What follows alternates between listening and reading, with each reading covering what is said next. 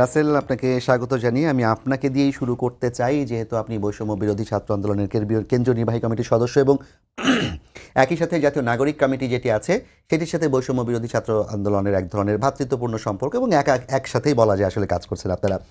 যেটি নিয়ে মূল আলাপ আমাদের আজকে, যে আপনারা নতুন বন্দোবস্তের কথা বলে 5ই আগস্টের পরবর্তী সময়ে বাংলাদেশে রাজনীতি করার আগ্রহ প্রকাশ করেছেন, নতুন রাজনৈতিক দল গঠন করবেন এমনটা জানিয়েছেন এবং এ মাসের মাঝামাঝি বলা হয়েছিল, পরে এখন বলা হচ্ছে 24-25 ফেব্রুয়ারির দিকে আপনাদের রাজনৈতিক দলের আত্মপ্রকাশ ঘটবে। কিন্তু আজকেই আমরা দেখলাম দুটি গণমাধ্যম এবং আরও বেশ কয়েকটি অনলাইন মাধ্যমে আমরা দেখেছি যে রাজনৈতিক দল গঠন নিয়ে আপনাদের যেই আহ্বায়ক পদটা সেটিতে নাহিদ ইসলামকে মোটামুটি চূড়ান্তভাবে ভাবা হচ্ছে, তিনিও ইঙ্গিত দিয়েছেন। কিন্তু অন্যান্য শীর্ষ পদগুলোতে কারা আসবেন সেটি নিয়ে একটা দ্বিধা বিভক্তি আছে এবং এটি নিয়ে একটা টানাপোড়েন চলছে। একটু বলবেন যে নতুন বাংলাদেশের স্বপ্ন নিয়ে আপনারা রাজনৈতিক দল গঠন করছেন, সেখানে যদি নেতৃত্বের টানাপোড়েনটি থাকে তাহলে সেই স্বপ্নটা এগোনোর ক্ষেত্রে কী ধরনের বাধার সম্মুখীন হতে হয়? দেখুন, এটি খুবই স্বাভাবিক। আমাদের যে 2024 সালে জুলাই গণ অভ্যুত্থান সংগঠিত হয়েছে, এই অভ্যুত্থানে যারা নেতৃত্ব দিয়েছে সবাই মেধাবী এবং সবারই নেতৃত্ব দেওয়ার গুণাবলী রয়েছে। সেই জায়গা থেকে আমাদের যে নতুন পার্টি আসতে যাচ্ছে, এই নতুন পার্টির আত্মপ্রকাশের আগে আমাদের যে ফরমেশনগুলো করতে হচ্ছে, সেই জায়গাতে সবাই যার যার জায়গায় যোগ্য।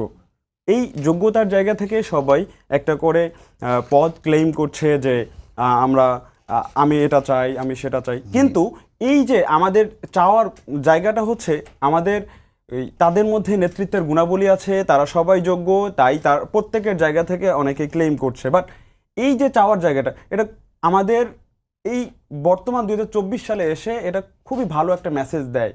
আপনি দেখে থাকবেন বিগত সময়ে যখন আমরা অন্যান্য রাজনৈতিক ছাত্র সংগঠনগুলোর দিকে তাকাই, আপনি দেখে থাকবেন এই যে ছাত্রলীগ, ছাত্রদল কিংবা অন্যান্য যে রাজনৈতিক ছাত্র সংগঠনগুলো রয়েছে, তারা তাদের যে নেতৃত্বস্থানীয় যে পদগুলো রয়েছে এবং তাদের যাদেরকে নিয়ে আসতে চায়, তারা কিন্তু হচ্ছে সিলেক্টিভলি চলে আসে।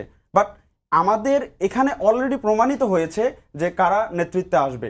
তো সবারই যেহেতু নেতৃত্ব দেওয়ার গুণাবলী রয়েছে, সবাই যোগ্য নেতৃত্ব, আমাদের যেহেতু সবাই আবার তরুণ প্রজন্ম থেকে উঠে আসা, সবাই তরুণ প্রজন্মের নেতা, সেই জায়গা থেকে মতানৈক্য থাকতে পারে, কিন্তু আমরা আশা করি খুব দ্রুত সময়ের মধ্যে আমরা একটা সুন্দর ফরমেশন নিয়ে সারা বাংলাদেশের সামনে আত্মপ্রকাশ ঘটবে। সেই সাথে এই আত্মপ্রকাশের মাধ্যমেই আমাদের যে নতুন রাজনৈতিক বন্দোবস্তের যে আমরা কথা বলেছি, বাংলাদেশের মানুষকে যে স্বপ্ন দেখিয়েছি, সেটার বাস্তবায়ন ঘটবে।